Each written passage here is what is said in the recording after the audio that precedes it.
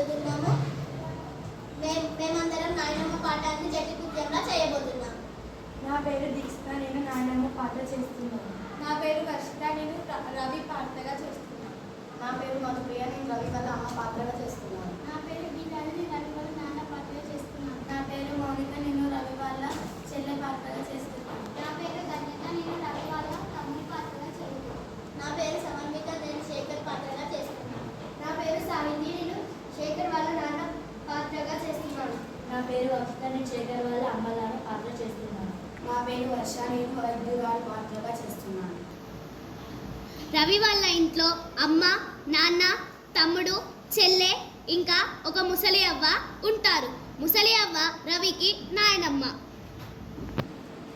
నాయనమ్మకు కళ్ళు సరిగ్గా కనిపించవు, మోకాళ్ళు కూడా అరిగిపోవడంతో నడవడం కూడా కష్టమైంది. నాయనమ్మను చూడడానికి వచ్చిన వాళ్ళందరూ ఏమవ్వా మంచిగున్నవా అని అడిగితే, ఏం మంచిగుండు బిడ్డ, ఎవ్వలకు పనికిరాని బతుకు అని అనేది. ఏం కాదులే అవ్వ, అన్నిటికీ ఆ దేవుడున్నాడు అని వచ్చిన వాళ్ళు అంటుంటే అవ్వ ముఖం వెలిగిపోయేది. వాళ్ళంతా తల వంచి దండం పెడుతుంటే సల్లగుండు బిడ్డ అని దీవించేది. అవ్వ పడుకునే మంచం మీద పరుపు, మెత్త ఇంకా కొన్ని పట్టలుంటాయి.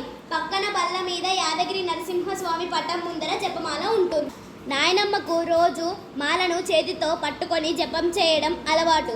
మంచానికి రెండు దిక్కులా ఏమేం వస్తువులు ఉంటాయో అవ్వకు తెలుసు. ఎంత రాత్రి నిద్ర లేచినా చీకట్లోనే ఆ వస్తువులను చేత్తో అనుకుంటుంది. అవ్వ మంచానికి ఒక దిక్కు నీళ్ళ బిందె, చెంబు ఉంటాయి. దూప అయితే చెంబుతోని నీళ్లు ముంచుకొని తాగుతుంది. మంచానికి ఇంకో దిక్కు చెప్పులుంటాయి. మంచంలోనే కాళ్ళను చెప్పుల్లో పెట్టి తొడుక్కుంటుంది.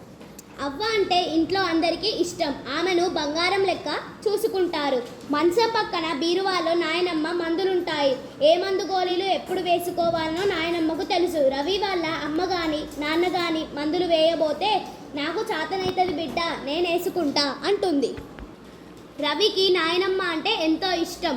నాయనమ్మకు ఏదైనా పని చేసి పెట్టడం అన్నా, నాయనమ్మ చెప్పే కథలు వినడం అన్నా, నాయనమ్మ దగ్గర హాయిగా నిద్రించడం అన్నా ఇష్టం. రవికే కాదు, అతని తమ్మునికి, చెల్లకు కూడా నాయనమ్మ అంటే ఇష్టం. నాయనమ్మ కూడా పిల్లలు బడి నుంచి ఇంటికి ఎప్పుడు వస్తారో అని ఎదురు చూస్తుంది.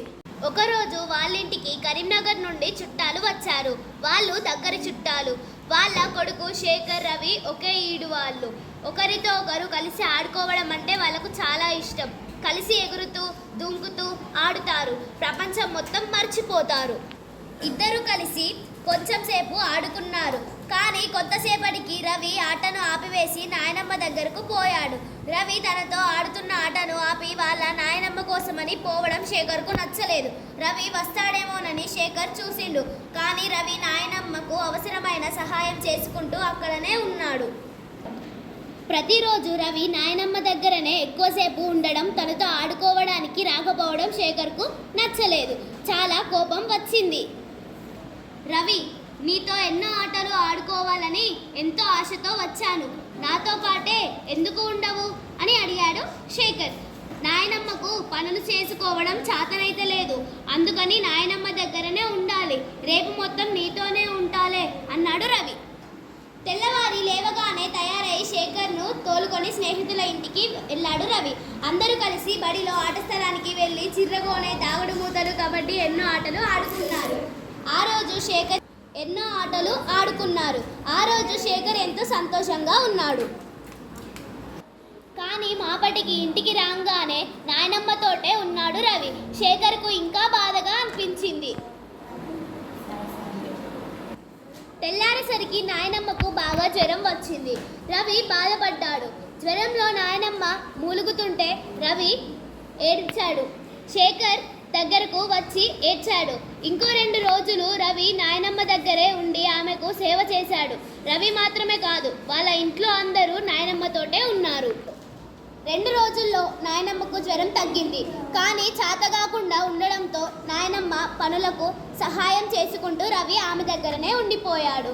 ఎప్పుడు చూసినా రవి నాయనమ్మ దగ్గరనే ఉండడంతో శేఖర్కు నాయనమ్మ మీద కోపం వచ్చింది. తనతో పాటు రవిని ఆడుకోనీయకుండా చేస్తున్నది నాయనమ్మనే అని ఆమె మీద ద్వేషం పెంచుకున్నాడు. రవి నాయనమ్మకు మందులిస్తూ సేవలు చేస్తూ ఉండేవాడు. రవి సేవలు చేస్తున్న కొద్దీ శేఖర్కు కోపం పెరిగిపోయింది. ఏదో ఒకటి చేయాలనుకున్నాడు. ఒకరోజు పగటిపూట నాయనమ్మ నిద్రపోయింది. చుట్టుపక్కల ఎవరూ లేకుండా చూసి నాయనమ్మ మంచానికి రెండు దిక్కులా ఉన్న వస్తువులను మార్చాడు. బిందె చెంబు ఉన్న దిక్కున చెప్పులు ఉన్న దిక్కున బిందెను ఉంచాడు. తర్వాత ఏమి తెలియనట్లు దూరంగా కూర్చొని నాయనమ్మనే చూడసాగాడు. ఈ విషయం తెలియని నాయనమ్మ నిద్ర లేవంగానే చెప్పులు ఉండే దిక్కును నుంచి కిందికి దిగింది. కానీ అక్కడ చెప్పులకు బదులు బిందె ఉండడంతో దానిలో కాలు ఇరుక్కొని కింద పడింది. ఆమె బాధతో అరిచింది. ఆమె అరుపులు విని ఇంట్లో అందరూ ఉరుకుతూ వచ్చారు. అందరూ ఎంతో ఆందోళన పడుతూ నాయనమ్మను పైకి లేపి మంచం మీద కూర్చోబెట్టారు. డాక్టర్ వచ్చి పరీక్షలు చేసి కాలు విరిగిందని చెప్పాడు. ఎక్స్రే తీయించాడు. నాయనమ్మ తొడ ఎముక విరిగిందని డాక్టర్ చెప్పాడు. ఆపరేషన్ చేయాలి, కానీ ఇంత పెద్ద వయసులో ఆపరేషన్ చేస్తే ప్రాణానికే ప్రమాదం అని డాక్టర్ చెప్పడంతో అందరూ బాధపడ్డారు. అసలు చెప్పులు ఉండే చోట బిందె ఎవరు పెట్టారో ఎవరికీ అర్థం కాలేదు. పని మనిషి మతిమరుపుతో అట్లా చేసిందేమో అని అందరూ అనుకున్నారు. నాయనమ్మ నెల రోజులు దవాఖానలోనే ఉన్నది. రవితో సహా అందరూ ప్రతిరోజు దవాఖానకు పోతున్నారు. నాయనమ్మకు తొందరగా నయం కావాలని దేవునికి మొక్కారు. తన అమ్మ నాన్నలతో సహా ఇంట్లో అందరూ నాయనమ్మ ఆరోగ్యం గురించి బాధపడుతుంటే శేఖర్ కూడా బుగులైంది. అయ్యో, నాయనమ్మకు ఈ కష్టం కలగడానికి కారణం నేనే కదా. ఏదైనా అనుకోనిది జరిగి నాయనమ్మ ప్రాణాలకు ప్రమాదం జరిగి ఉంటే అని ఆలోచించగానే అతనికి చాలా బాధగా అనిపించింది. ఇంకోసారి ఇట్లాగే మా అమ్మకు కూడా జరిగి మా అమ్మ కాలు విరిగి ఉంటే అనుకోగానే అతనికి చాలా ఏడుపు వచ్చింది. ఎవరూ ఓదార్చలేనంత ఏడుపు వచ్చింది. అందరితో కలిసి మునిపటి తీరుగా మాట్లాడలేకపోయాడు. ముభావంగా ఉండిపోయాడు. శేఖర్ ఇట్లా ఎందుకు ఉంటున్నాడో ఎవరికీ అర్థం కాలేదు. శేఖర్ను మామూలు మనిషి చేయడానికి రవి ఎంతగానో ప్రయత్నించాడు. రవి ఎంత పిలిచినా అతనితో ఆడుకోవడానికి పోలేదు.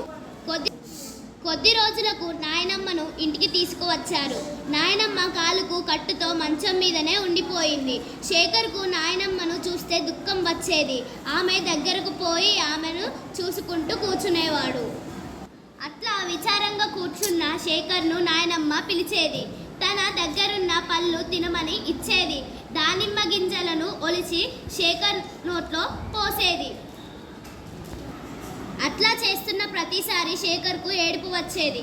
ఆ రోజు నుండి అతడు రవి వలె నాయనమ్మకు ప్రతి పనిలో సహాయం చేయసాగాడు. నాయనమ్మ అతడిని రవిని చూసినట్లుగానే ప్రేమగా చూడసాగింది. నాయనమ్మ తనను ప్రేమగా చూసుకున్న కొద్దీ శేఖర్కు తాను చేసిన తప్పు గుర్తొచ్చి ఏడుపు వచ్చేది. ఆ ఏడుపు నుండి ఎట్లా తప్పించుకోవాలనో అతనికి తెలియలేదు. ఒకరోజు ఇంట్లో ఎవరూ లేనప్పుడు నాయనమ్మ ఒడిలో తలవాచి ఏడ్చాడు శేఖర్. ఏమైంది అడిగింది నాయనమ్మ. నాయనమ్మ, నీ మీద కోపంతో చెప్పుల స్థానంలో బిందెను పెట్టింది నేనే అని బోరున ఏడ్చాడు. నాయనమ్మ ఏమనలేదు. నాయనమ్మ, నాకు రవితోని ఆడుకోవడం అంటే బాగా ఇష్టం. కానీ రవి ఎప్పుడు నన్ను విడిచిపెట్టి నీతోనే ఉంటే నాకు కోపం వచ్చింది. అందుకే అట్లా చేసిన. ఇంకా నువ్వు కొట్టినా నాకేం బాధ లేదు అన్నాడు ఏడ్చుకుంటా. నాయనమ్మ శేఖర్ను దగ్గరకు తీసుకున్నది. అతని కన్నీళ్లు తుడిచి నవ్వింది. నాయనమ్మ నవ్వంగానే శేఖర్ ఏడవడం ఆపాడు. అంతా మంచే జరిగిందిరా. నేను కష్టపడడం చూసి నీలో మార్పు వచ్చింది. రవి నాతోనే ఉండడంతో నీకు నా మీద ఈర్ష్య కలిగింది. ఇప్పుడు ఆ ఈర్ష్య పోయింది. ఈర్ష్య అనేది మనిషి మనసుకు విషం వంటిది. నువ్వింకా అందరితో కలిసి ఆడుకో, సంతోషంగా ఉండు అంటూ శేఖర్ వీపు మీద తన అరిచేత్తో రాస్తూ ఓదార్చింది. ధన్యవాదములు.